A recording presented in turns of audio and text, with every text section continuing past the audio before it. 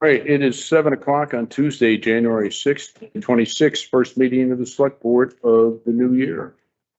We will identify ourselves. My name's Hobie Harmon. I'm chair of the board. Caster. I will ask folks when you come up or have some comments to make, please come up to the microphone. After Sue gets done, we'll put it back on the podium. And before we start, I want to thank all the volunteers in the town who step up and fill a lot of important needs and holes in the town and make it what it is for people taking care of problems and solving the problems. So thank you for stepping forward and giving your time and your energy and your knowledge to make things better. All right, we don't really have any visitors on the agenda tonight. We'll start out with the ex officio reports from the Concom from last night. Yes, so Concom last night was fairly lengthy, but was for one purpose, only just going over the operations, there's our bylaws for the Concom. And there were a couple of items on there that we were discussing, one being the selectmen's role with the Concom, and the other being the alternate. And I think we're still discussing some of the language on that. But that's essentially what we did for about an hour and change. Did you happen to mention that we were not going to move forward on an alternate position until the bylaws were done? Did Email was sent out by you today, so. That was in response to her Yes. tweaking me this morning, so I had to deal with it instead of having it taken care of. Okay. That's done.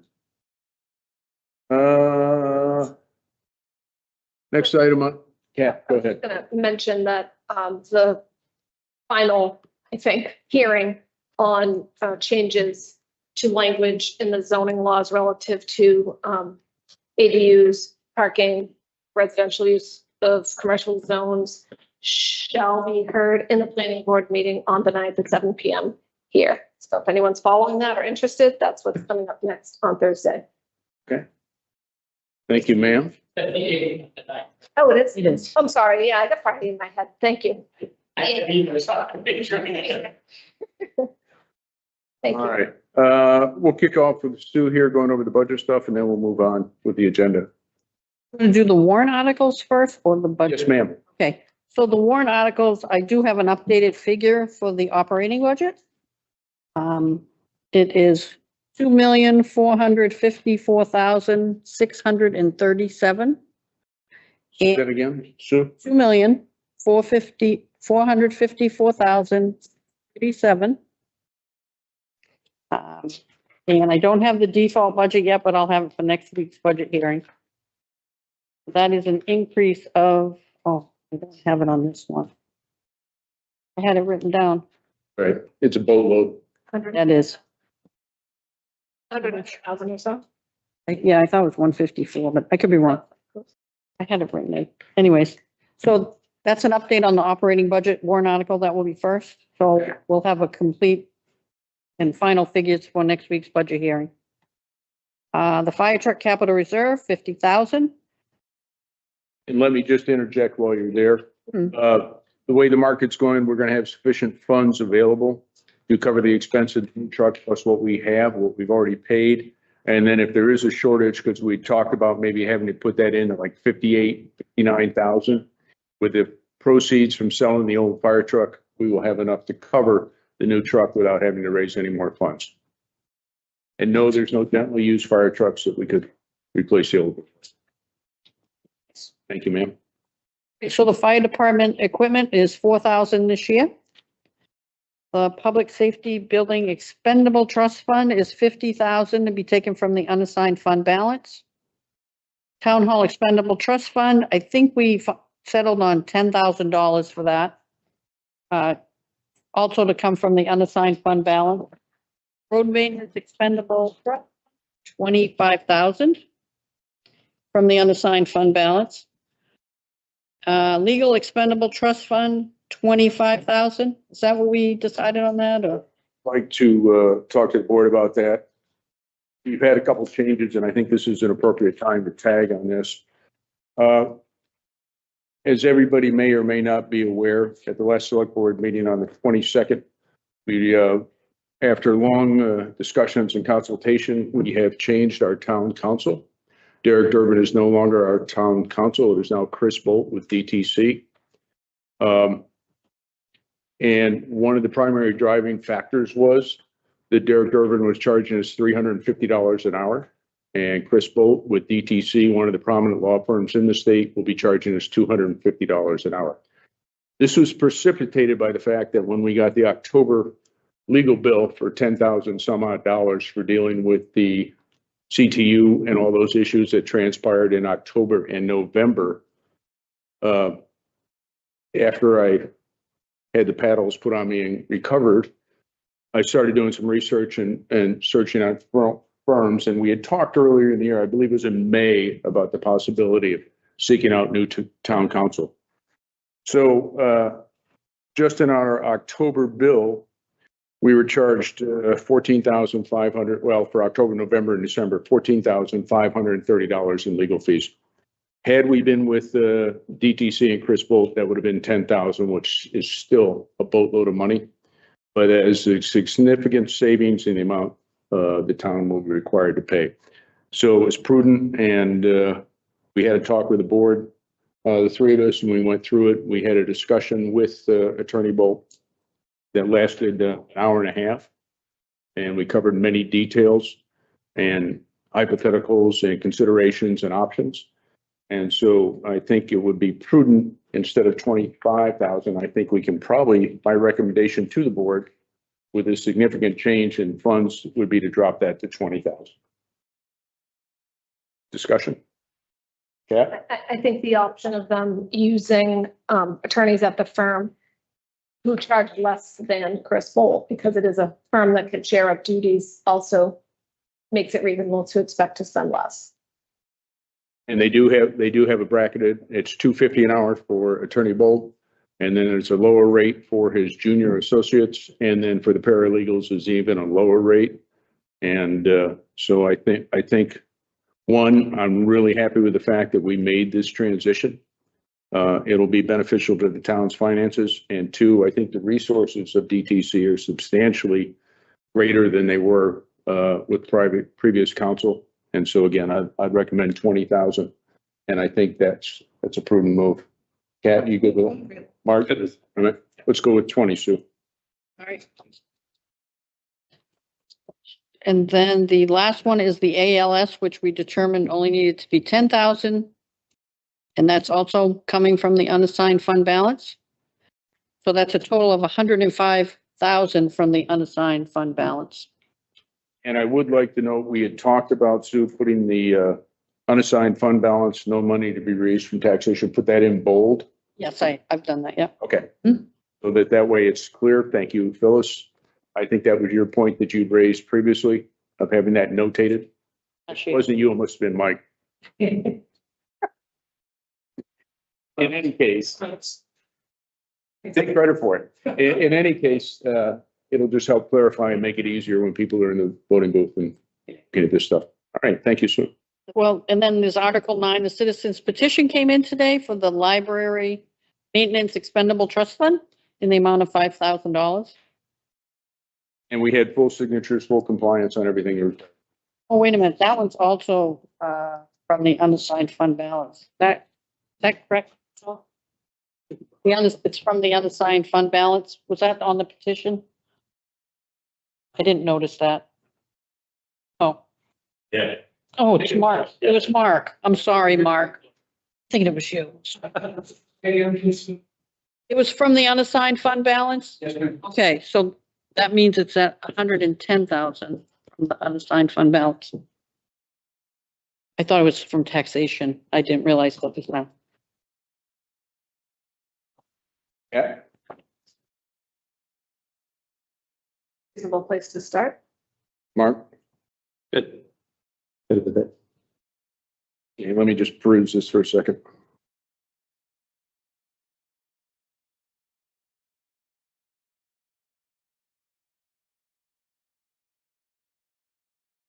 All right, I'm good with it. And then article, did I say number 0.689? No. Did you notice that I had 9 twice? No, I've got 10 Okay, That's next one. for the veterans. all right, I have an old copy.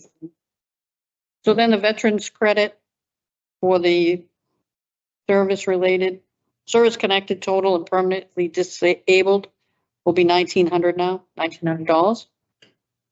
It's the same as it is now, but it's combined. And then the last three are to appoint agents. So the Article 11 is to appoint agents to the Sewer Maintenance Trust Fund.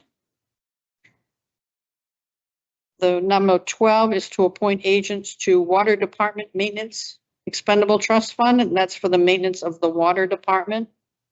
The last one is to appoint agents to Standpipe Maintenance Expendable Trust Fund, and that's for the maintenance of existing standpipe. Pretty good? Michael has a question. Sure. One quick question. Who are the current agents for those funds? There aren't any. That's the, So it's a select.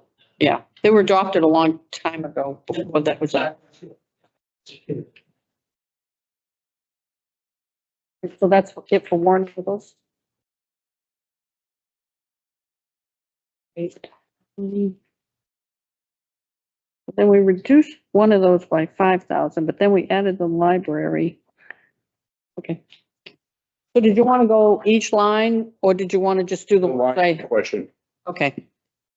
So I just want to confirm that legal expense, we're going to keep that at 20,000. Give me a number on that, Sue. 4153, the fifth line down.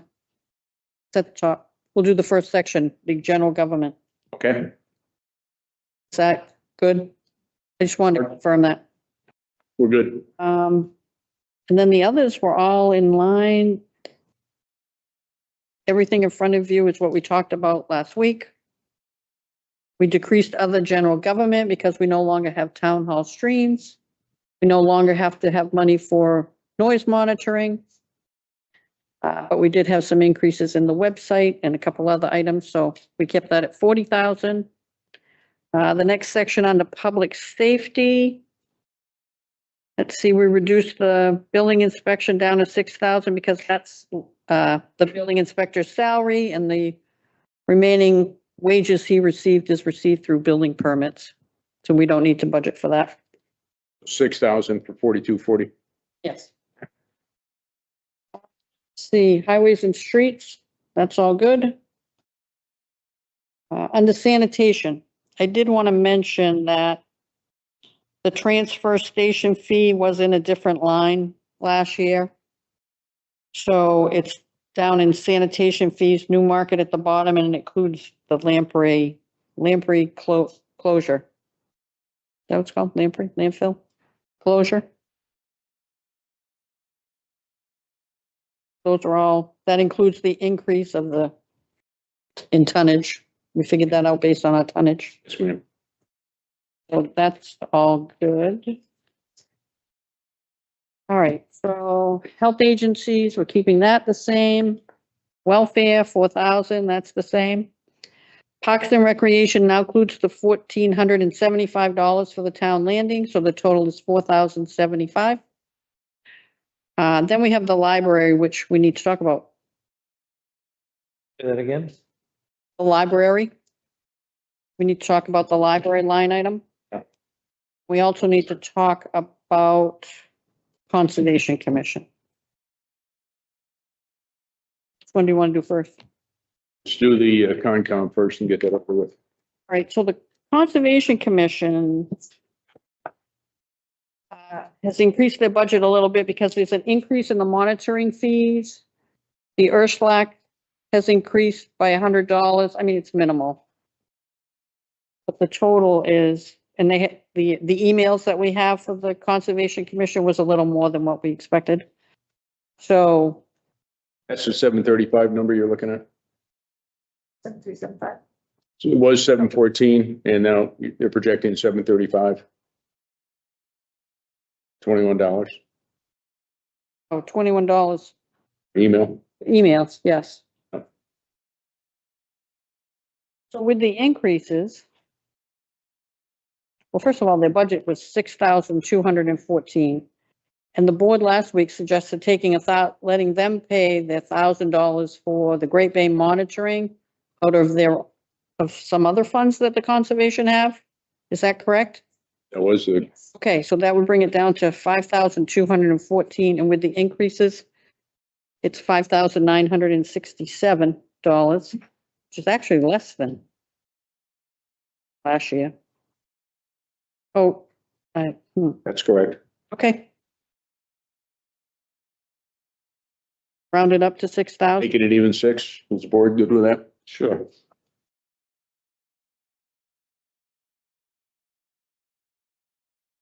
And I don't think we need to go into the boards, again, into the logic of the select board and why on that $1,000 in the Concom. May I? Michael?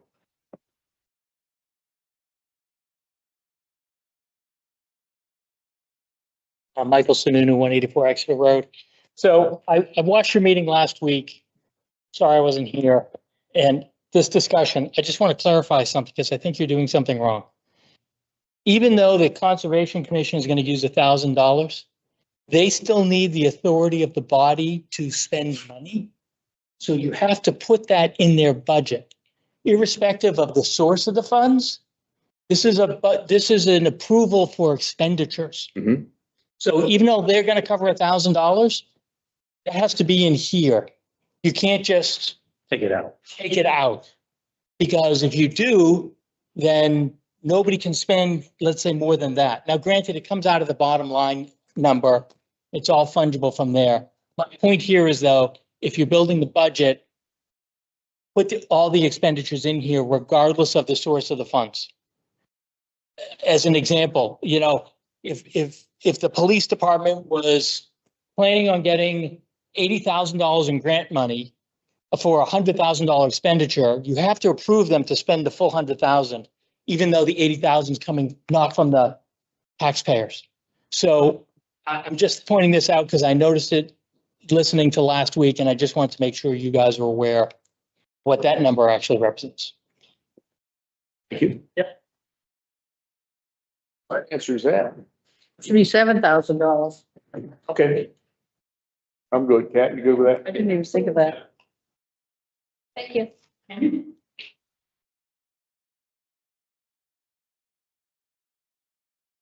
Right, so now, library.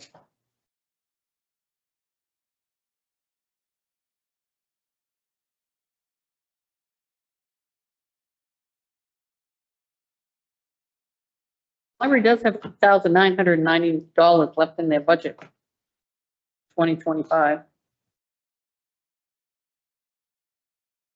So last year we budgeted $76,348. The select board has agreed to put in $8,000. And again, I'll interject here and thank the Friends of the Library once again for their generous and much appreciated contribution towards the HVAC repair. That brings the budget up to $84,348. And then the increase we put in last meeting was $26.52 for a total budget of $87,000. And a key takeaway of that is the $8,000 that we're putting in for the HVAC system will not count towards the baseline for the library when they come for their budget for 2027. That is a one-time expenditure by the board to solve the HVAC issue at the library. So the budget bottom line next year for the library will not be the $87,000 total. We were requested in the past couple of weeks to add an additional $500 to the cost of the HVAC repair, which brought the contribution funds up to $18,000, hence the $10,000 from the Friends of the Library and $8,000 for the Select Board. We subsequently received a email that said half the HVAC deposit is due, which is $8,211.17, which brings the total for the HVAC system. And Wayne, that is contracted now, correct? Have you signed the documents on this? Okay, so the price is contracted at $16,422.34 for the HVAC replacement for the library, which leaves a surplus of $1,577.66. So that's where we're at on that. And now we have the option of what to do with that $1,577.66. Okay. Now, things to think about with the HVAC system, if the town is contributing $8,000, which we said we would do, there was $3,990.40 from the library budget last year that was not spent and it was not uncovered. Therefore, I think it would be prudent to take that $3,990.40 and apply it towards the $8,000, which leaves a balance due for the town's contribution to the HVAC of $4,009.60. Now, we can take that out of building general funds, contribute to that, and basically we've mitigated the issue as far as the $8,000 for the contribution to the HVAC system. We're still paying it, but we're not having a separate contribution or withdrawal out of taxpayer funds to cover that issue. So bottom line is the $8,000 will be contributed by the select board, and we've just found other pockets of money to take it from to cover that expense so we don't have to raise additional taxation. Kat, your thoughts? Sounds reasonable. Mark? Yeah, it's just moving the money around. Okay. That's Sue? Sounds great. Have to write that check tomorrow, though. Okay. Win. To the board, a microphone, please, sir. Cream, trustee of the library. So great. I just think the process needs, stay up there, needs definitely better oversight in future, for sure, between the town and us. Because this has gone back and forth. I would have came here tonight because the Friends did drop a check off to us. It's gonna be this week, if not already, for their full 10,000. Okay, there's a reason they signed it to the library. Normally they would go to, it's my understanding that it would be signed directly to Key. That's how they process things in the past. But this year, after the way this transpired, I guess they met. This was told to me last night. But one of the board members, they met, they said, hey, we're not going to be put on the hook saying, having people, the town come to us and say we pay for capital expenditures in the future. We want this record, we're giving it directly to the library. So the library now is going to have this check. We'll deposit it. We will pay the 50% down out of that. It's a full 10,000. Which will make it easier instead of us having to do two checks like my email to you. Yep. Right. So that's, I'm just kind of filling you in on that background and how that is transpiring right now. Haven't been to the library, haven't seen a check. Brennan has been working. He's our treasurer. So I don't know where he stands on that, but that is how that will go down. The work is contracted. So that's done. Probably at the end of January, we'll get it done. Because that's just when we had programming and things, couldn't do it sooner, but it is locked in. So whenever we get the final bill, we will have to just determine what the dollar amounts exactly are and figure that out. But there was originally in the budget the year before and this, we've always done cleaning on that's where that original $500 was in the budget. We upped it from last year in the budget that we presented the first time, Rev 2, whatever it was. So there was a $500 cleaning on there. Then you guys came back and added the 8,000 on there because we were like, hey, if we don't contract this, it could be upped. Didn't know, right? We thought this would have to be done after town vote. You guys said, heck, no, let's save the money. Let's get it done.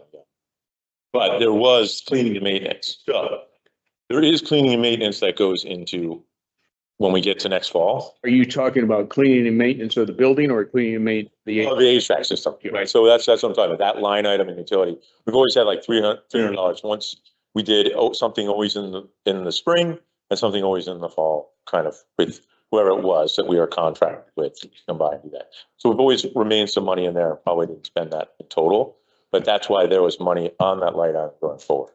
Fully understand it's a one-time thing for this massive new system that we're getting. Hopefully it'll all work. Hopefully it'll all work out. I don't know anything about HVAC systems. So that's where that original $500 was.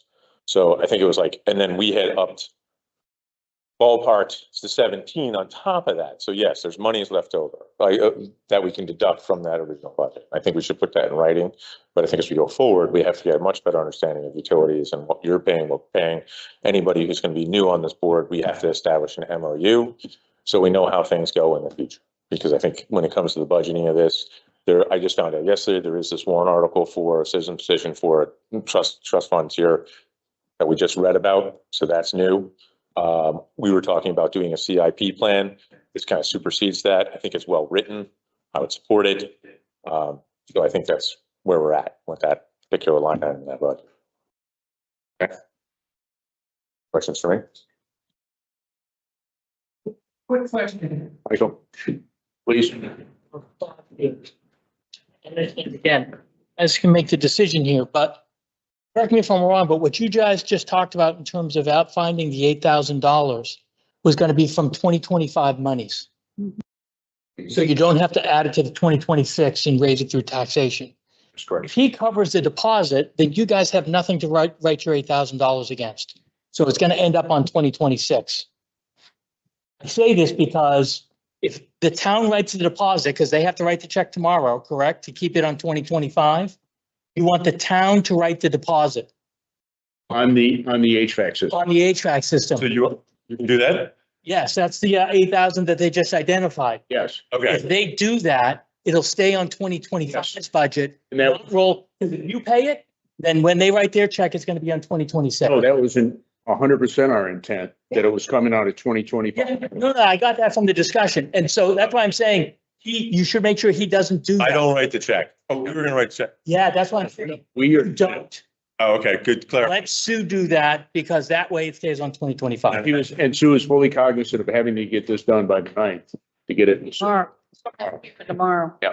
so that we close out this year. Okay, good to know. So do you have, No, I need it. you need it, Who to make the check payable to? right, all that jazz. If you want to shoot me an email. See you tomorrow. Okay. Great. Well, we have funds to cover it, like you. No, we'll cover it, we'll cover We're it. good there. Because we have found different pots of money that we can pull it from to cover the 8,000. And then we will cover that, like Michael referenced, 2025 funds. And then you guys will write the check for the balance. Okay. Okay.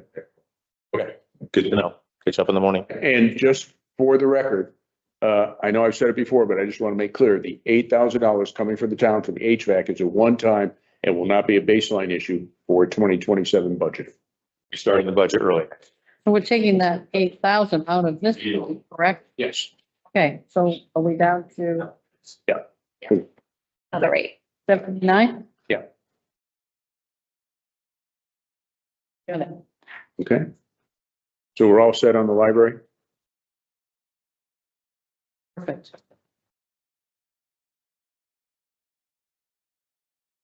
And the warrant articles, we went over those, a little bit of a change. Then I did include revenues. I don't know if you want to review that tonight or next week. I think we can do that next week and board's good with I that. mean, they're not going anywhere. It's nothing significant. It's less money than last year. Oh, and I'll have to change estimated revenues is no longer 120 from the unassigned fund balance. So I will update this and have it all ready for next week. Anything from the audience?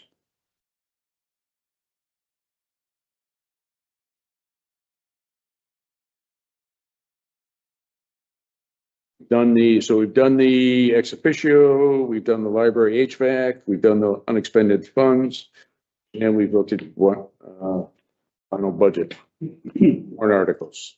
Okay. We have the new market transfer station contract, which we need to sign off on.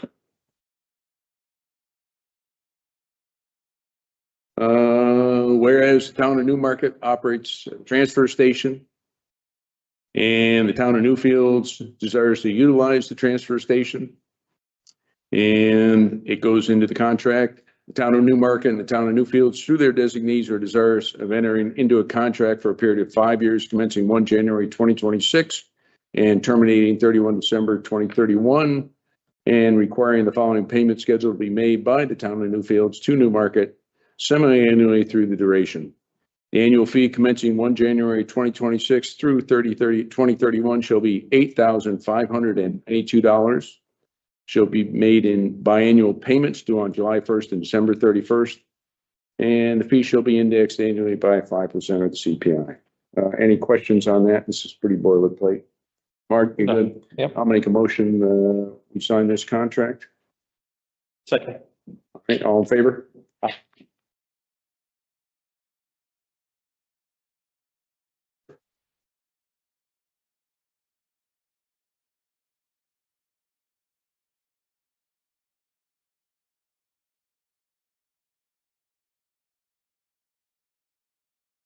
We all set with you?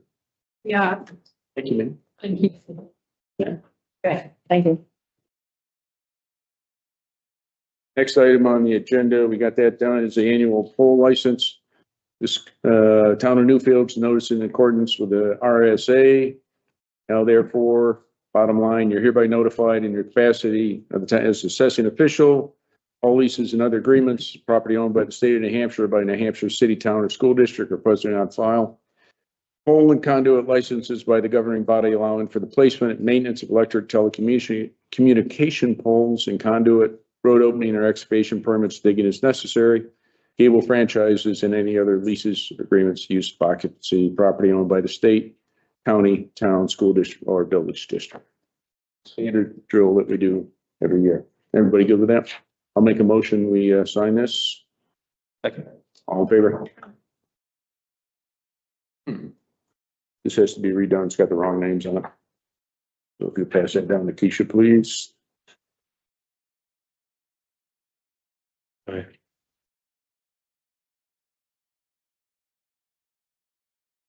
right. Yeah, And write them in. One line. we'll get it. Well, go ahead and sign yours and then I'll get mine. Yeah. Prior meeting minutes.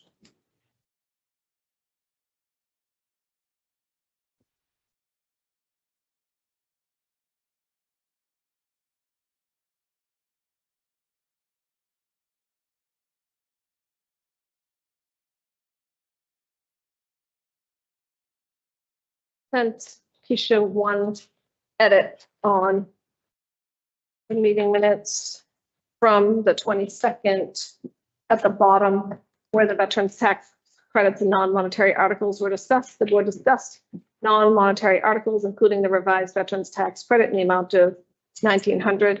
We discussed and unanimously agreed. So in the other places where we discussed and unanimously agreed, that was worded that way.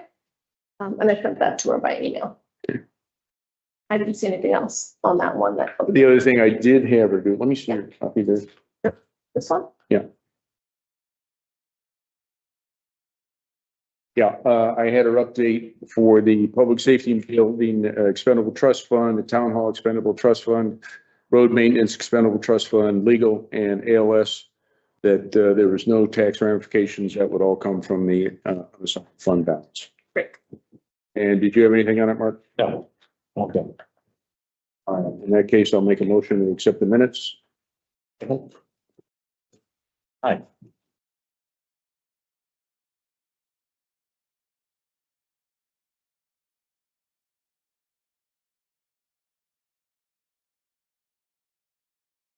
Correspondence.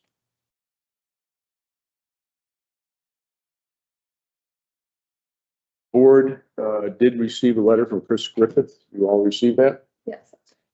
And you got that, Mark? Yep. Okay. I've read the letter. The letter will be available for access downstairs. There are a number of allegations in there and comments made that warrant some comment, in my opinion, as chair of the board.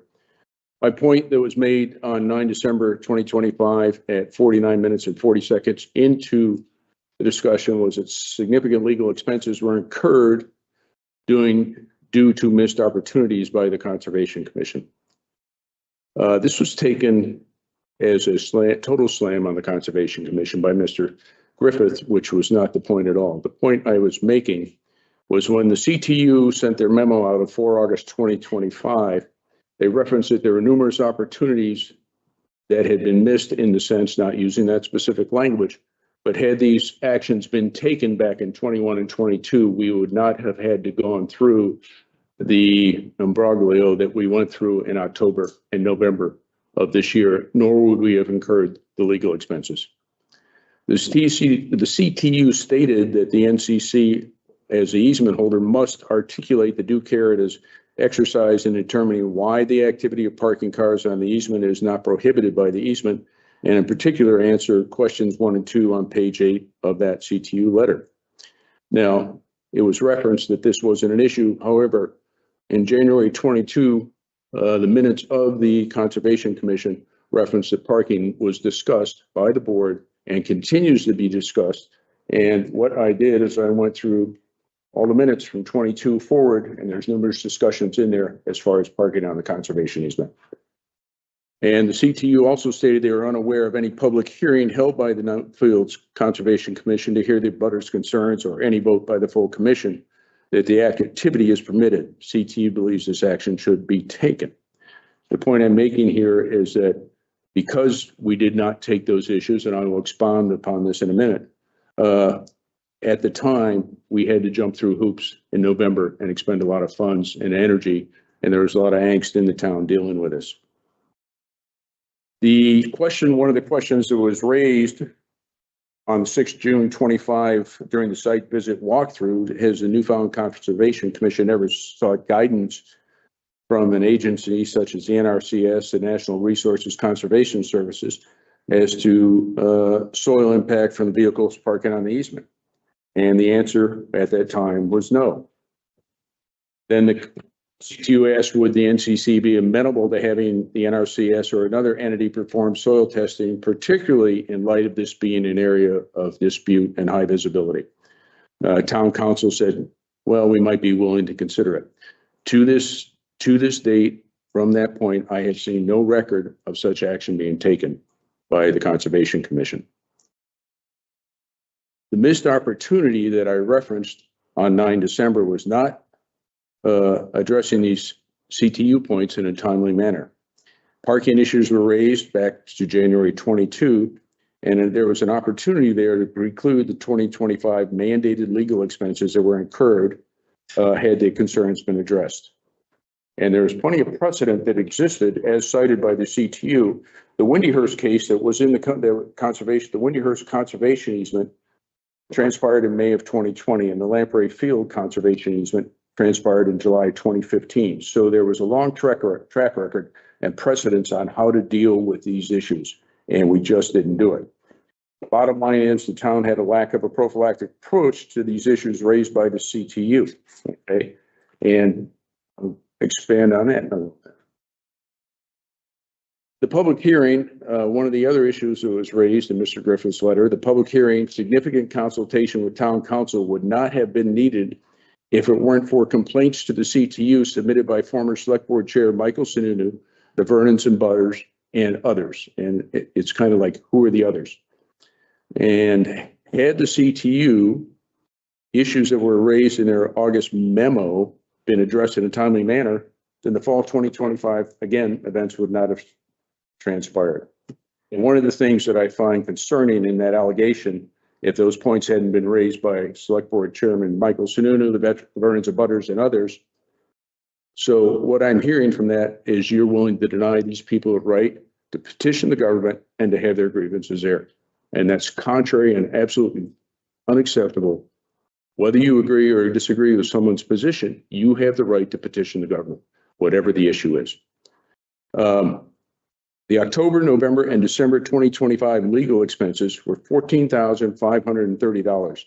And this resulted as it came about because we didn't know enough or we didn't seek the knowledge to take care of this in 21 and 22. Summary, this argument issue is casting blame at those exercising their constitutional rights by holding accountable the missteps of those in the positions of authority to preclude confederates is disingenuous and contrary to the way this town, state, and country operate. Another point that was raised was, quote, Select Board Harmon's missed opportunity comments refer to a parking memo that has been referenced in recent meetings, and Planning board members believe that he was a planning board member, which is actually plural, believe that they were misled about parking on the easement during an unofficial conversation.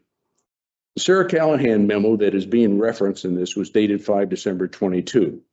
The planning board notice of the decision was dated 8 December 22. The chair of the planning board, Jeff Couture, was its chair on 5 December 22 of the Conservation Commission, and he was also chair of the planning board effective July 14th, 2022. So he was wearing two hats, both for the planning board and for the Conservation Commission. Now, I am going to throw in here just a brief bit of Sarah Callahan's 5 December 22 email. Unfortunately, the primary product sold and advertised for the summer community music events is not in fact chicken dinners, but a live music venue. For additional fee, drinks and meals may be purchased.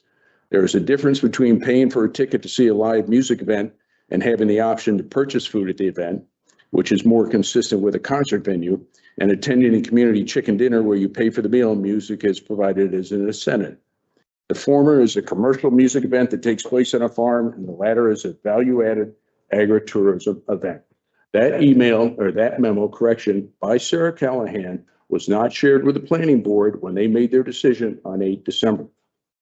The Callahan memo was not provided, and the planning board was not aware of this, so the point was made, why didn't they ask for it? How can you ask for a memo that you are not cognizant of? Now, the chairman of the planning board was cognizant of it, but he did not share that memo with the rest of the planning board.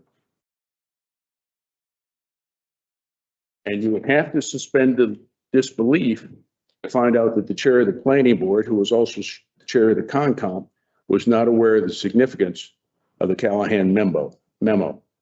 Two members of the planning board at the time in December 22 have since said publicly that the probative value of the Callahan memo and its lack of disclosure was a serious failure in the governance of this town. I'm paraphrasing there. That the planning board never asked for an official position on parking on any land uses within the bounds of the easement, while they should have. That was the point that was made by Mr. Griffith when he wrote the letter. They should have asked. And then he also made the statement that parking was never seriously discussed, where in fact, talking to planning board members at the time, parking was a serious issue due to the scope of the Burnham Family Farm event footprint, thus requiring conservation easement parking. And it was discussed, contrary to Mr. Griffith's letter, it was discussed in depth by the planning board. Summary, the Callahan memo had serious probative value, and the chair of the planning board and the Conservation Commission, who was the same person, did not share that memo with the planning board. And the fourth issue is the Conservation Commission never acted on an issue unless it was identified in a section of the monitoring report. Then subsequently, it's referenced that by Mr. Griffith that on 1 April 24, in a memo, if you would like, quote, if you would like a definitive answer to whether their current practices, speaking of the farm, are commonly necessary, minimize overall impact, you could seek advice from an agency such as the NRCS. To date, that has not transpired. Soil compaction issues and the Callahan memo conclusion are two separate issues, and they've been merged here, and it defeats the purpose of this whole memo that he's putting forth.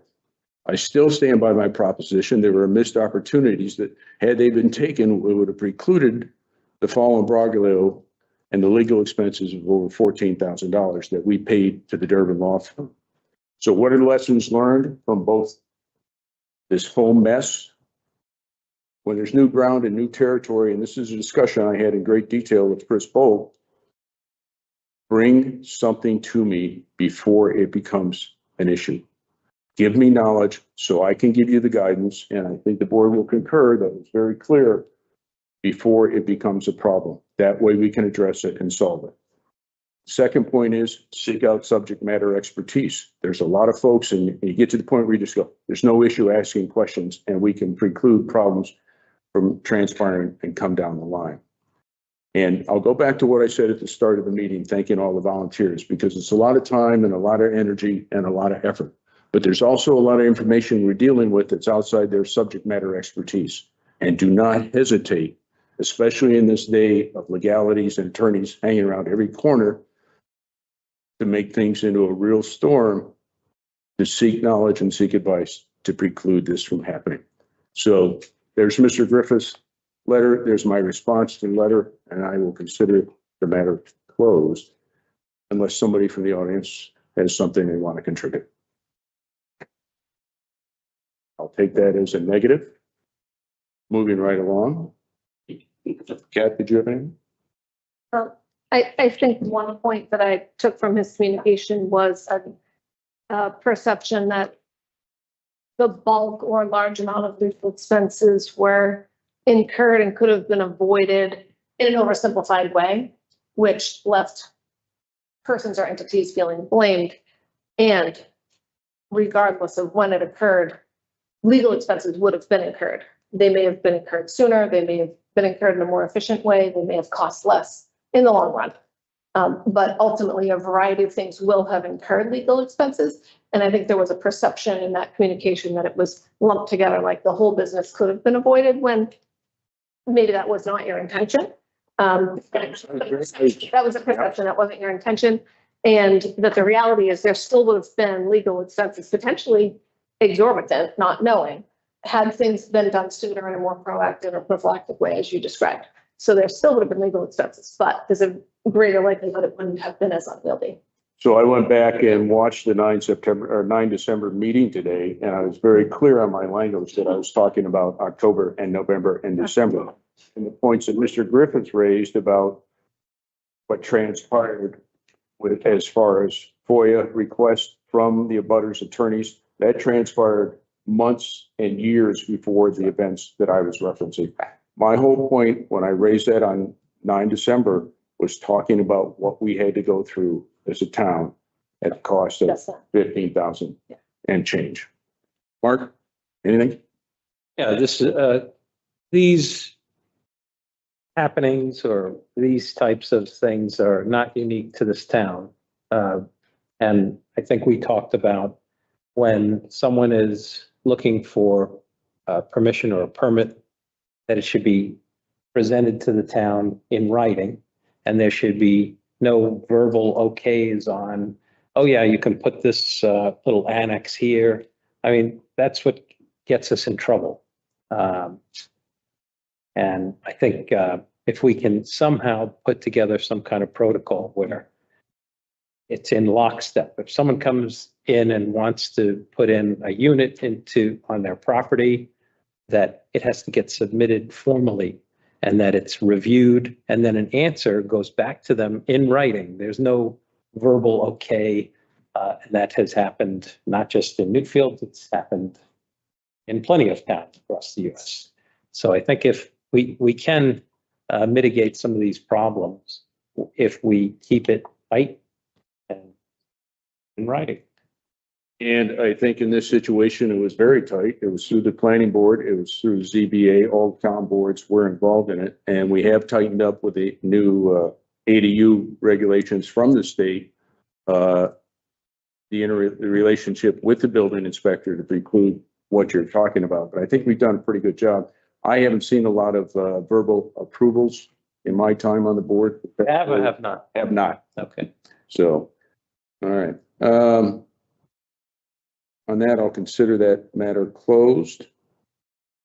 Let's see, we've talked about work issues, change of town council. We've already talked about that. The chairs of the boards have been notified in regards to that. The town planner has been notified. Contact information has been provided. And as one of the things we did discuss with Mr. Bolt, his recommendation that the chair of the select board, whoever they are, will be the gatekeeper for access to the town attorney. And that does not preclude, as you saw that email I sent this morning, or yesterday, that does not preclude access to the town council, but it will cut down on multiple calls from members of the board asking the same question.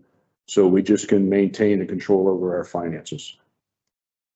This thank you letter to the Friends of the Library has been drafted, signed tonight. That will be mailed tomorrow.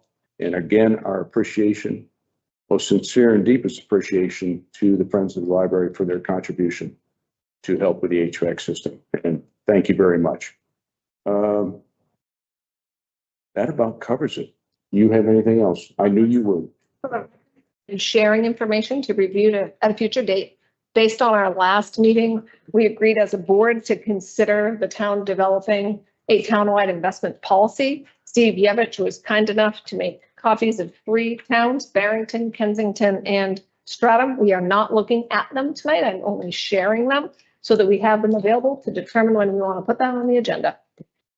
Yes, ma'am.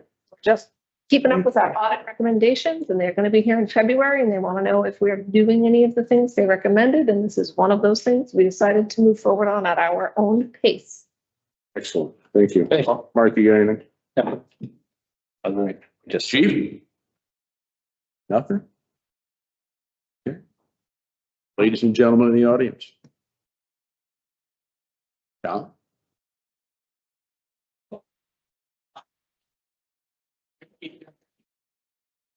Still Michelson in 184. Still am. I don't know if you've been informed, but John Hayden will not be able to moderate the deliberative sessions this year. He has asked me to do so. I still need the approval of the supervisor of the checklist. I think that's going to take place on the 20th. Presuming they'll be fine with it, but if they're not, then I'll have to find someone else. What I would like to do, when's your next meeting?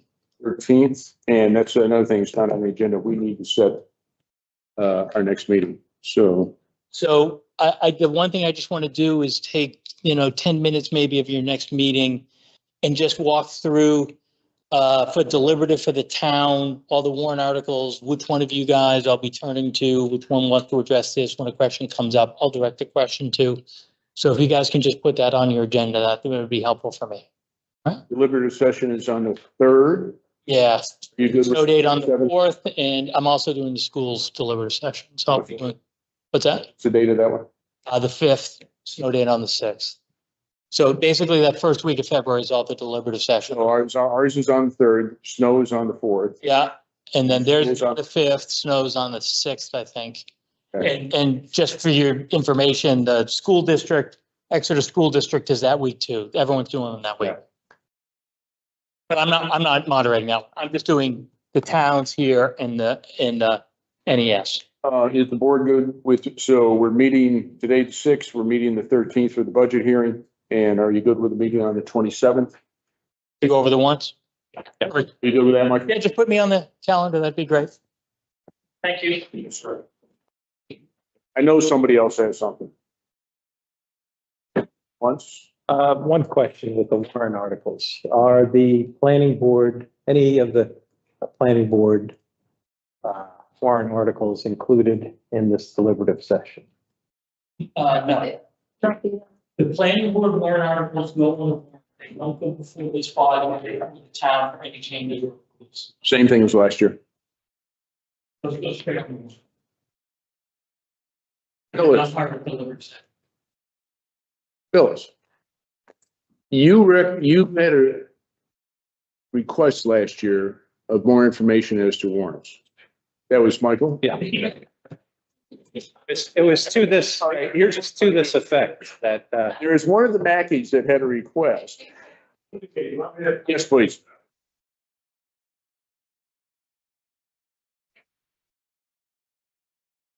Mike Mackey, 31 Finn. Yes, and my request was that on the warrant article, or in some fashion, that the voters be made aware in a descriptive manner of what the zoning changes represent. So if that could be included, whether it's on the warrant article or in whatever format, but just essentially people have some idea what they're voting for or against. Because when they get to that point on the ballot, they're kind of like pulling their hair out anyway. That's right. Yeah. So the next,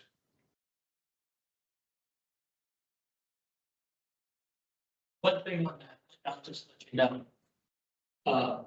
And Captain Burley can speak to this. I think all the zoning article changes this year are basically required by state law. ADU, Yeah, they all deal with the changes in housing and parking requirements. and updates to our ordinances to be in line with the state statutes that were passed this year in 2020 or last year in 2025. So even if the town votes them down, it doesn't matter. It's still state law. And in effect, the town would have to abide by it. So I'm not saying that it doesn't address your issue, but I am saying that this year, unlike most years, actually the vote, it is, doesn't really, yeah, it's moving. It's All the more reason to communicate. Just as a question, thank you, Michael. Would there be any reason why that wouldn't be stated on the warrant article? Like these zoning changes are required by state law to adhere to state regulations. That would take care of it because no matter what the town votes, state law applies, correct? Just make it clear that these are all. And I think the next meeting is on Thursday. So this would be something that you can at least nitpick on Thursday to make sure. And I think it's a valid point. Just more knowledge is more better. Better as always. It'll be more betterist if we can get it done. Okay. Thank you. Thank you, sir. Anything else from the audience? Anything else from the board? No. In that case, I will hear a motion to adjourn. Second. Second, all in favor? Aye. Aye. At 7:56. Quick and dirty. Thank you. Has only my signature on it.